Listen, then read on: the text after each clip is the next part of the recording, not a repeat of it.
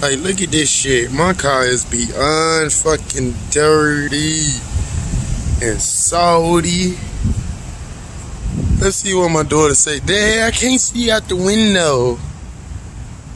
Like, look at this shit. Snitch, you thought y'all was gonna see the plate? No. Yeah, that's dirt and salt. God damn. Yeah.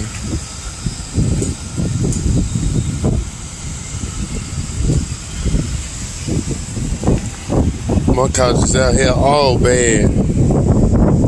I wonder how many pounds this car shed when this shit get washed off. The car already like 40-something hundred pounds with all my shit in the trunk. Well, it's already 4,000 pounds, probably close to 5,000 pounds with my shit in the trunk and with all this dirt and salt on it.